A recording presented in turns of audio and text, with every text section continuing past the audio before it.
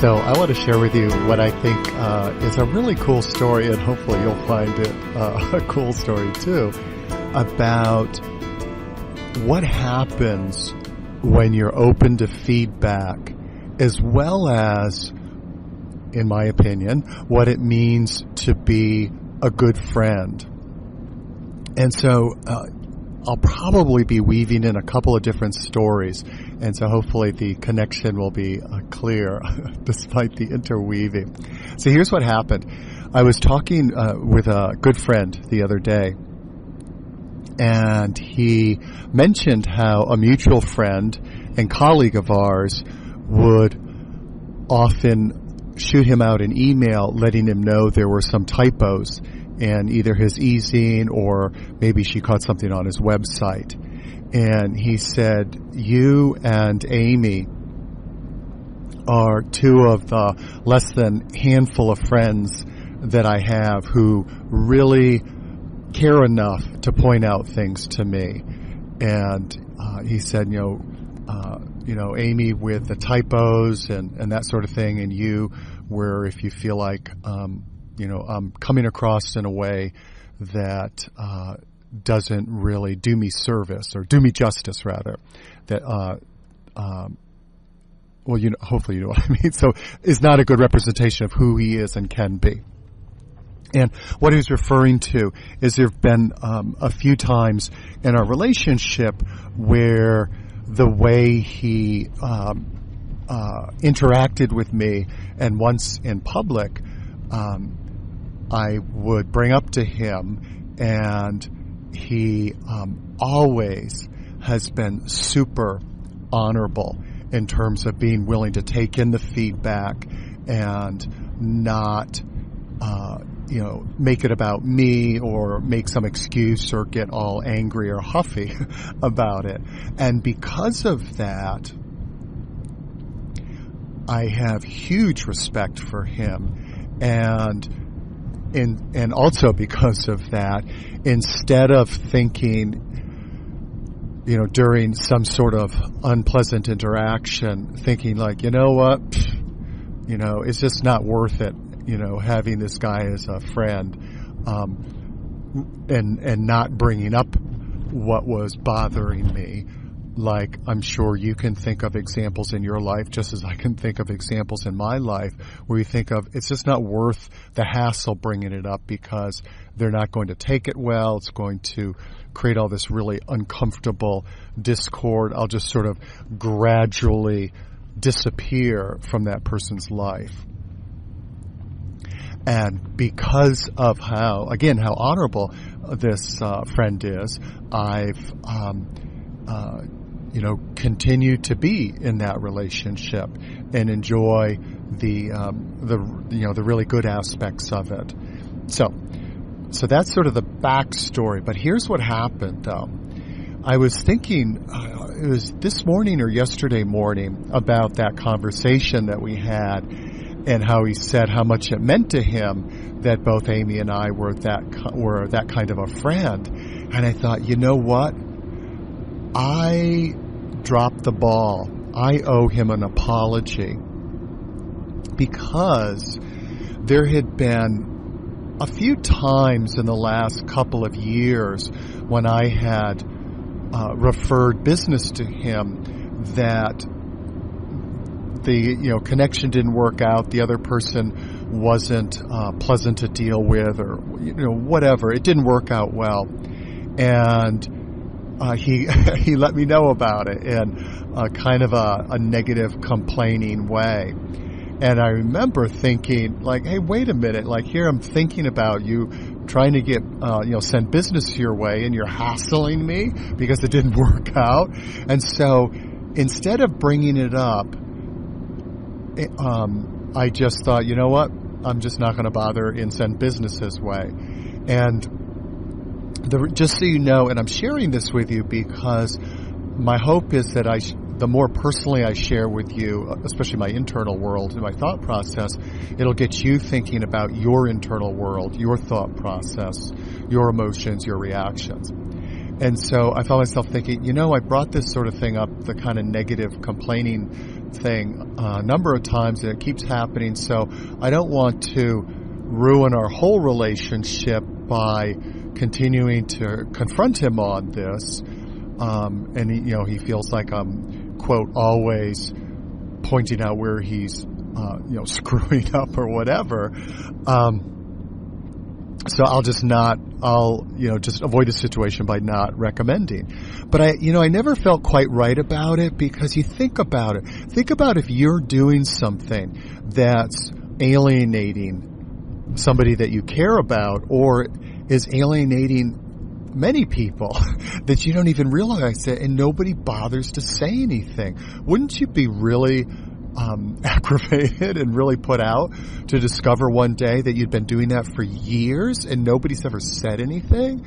And so, I kept thinking about that, but I'm like, you know what? Gave him a shot, too bad. And then I couldn't do that any longer because of what I said, with him saying how much that meant to him. And I thought, you know what? I owe him an apology, because I dropped the ball in terms of being a good friend, the kind of friend who's willing to suck it up, deal with his own discomfort, even though, again, my friend has had a stellar record in terms of being open and honorable in terms of feedback and me bringing up issues.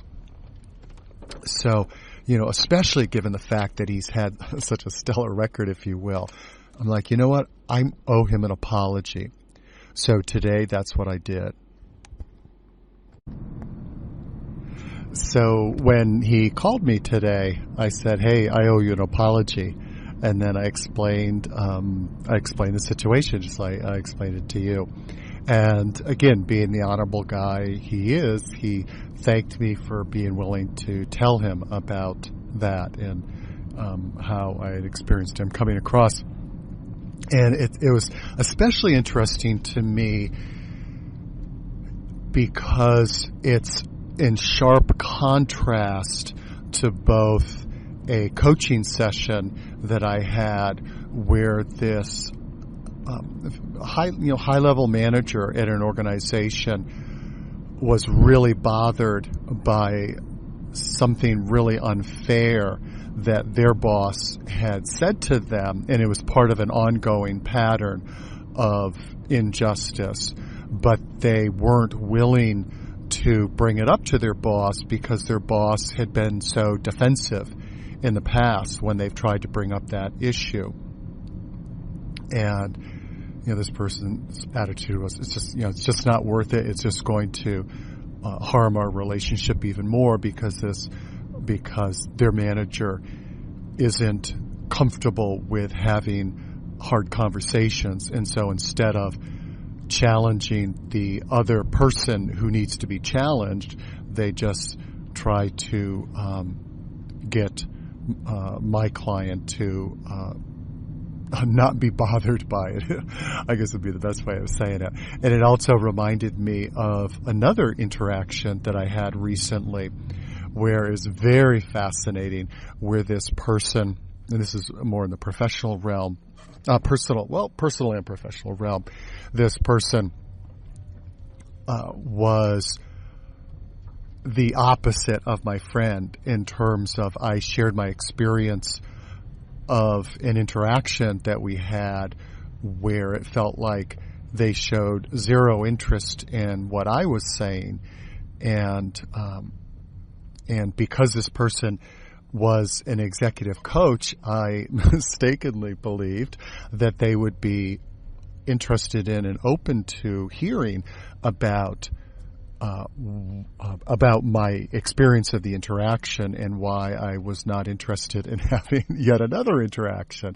And it was so wild because their response, as opposed to my friends, was to 100% push back and make it all about me and not at all look at how they were coming across. And it was interesting because I shared the email with a couple of really wise friends, and part of me wanted to respond to this person and point out how they were totally unwilling to look at themselves and had to take this one-up position.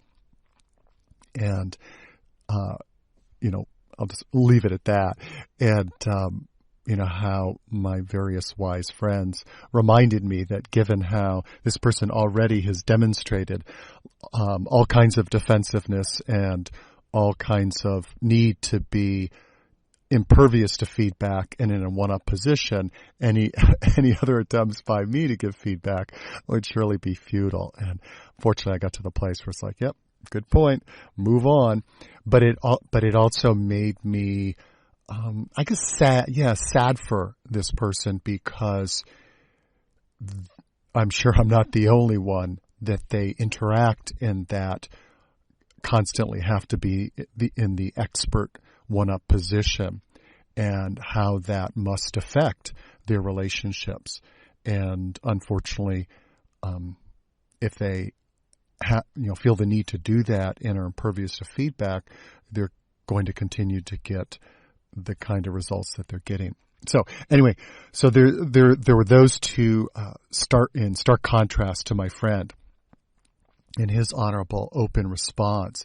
And so a couple of takeaways just want to share and maybe spark you to be thinking. So number one is to ask yourself, how open to feedback am I?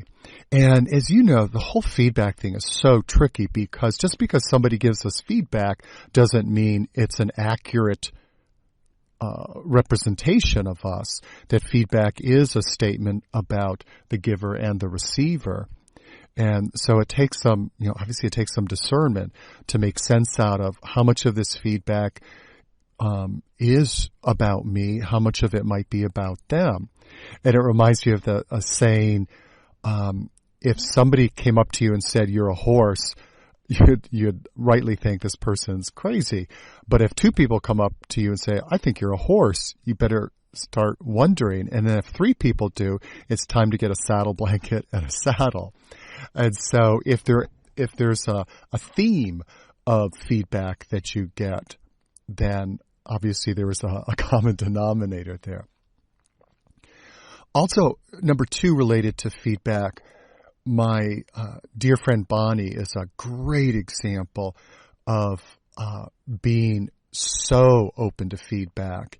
And she lives by this quote that you might recognize the source: "In my defenseless, my safety lies." And, it's all about if we're willing to be defenseless, at least around people that we know, this is my version of it, we believe have our best interests at heart, we will be safe and will be in a position of growth.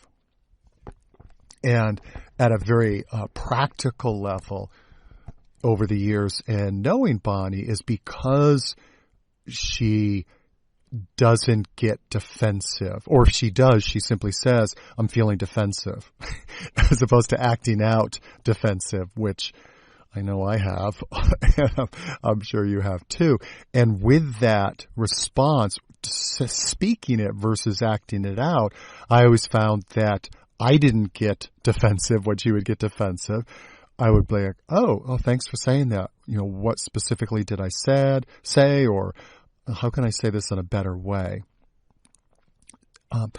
So practicing being willing to, if you start feeling defensive, just to name it. And there's also cool research about how when we name negative emotions, it actually cools down the amygdala, which plays a major role in the fear response. So actually putting words to negative emotions helps to modulate them. So number one, put words to if you're feeling defensive and getting the feedback. And number two, part of being honorable, like my friend is, for me, is if we're getting feedback that really cuts to the quick, but we know there's truth in it, is being willing to acknowledge the truth even as we're not happy about it. versus what to me is dishonorable is when people start attacking the other person and then like diverting attention to like, oh, what about the time you did such and such, versus addressing the truth of that feedback. I guess let's see, what else?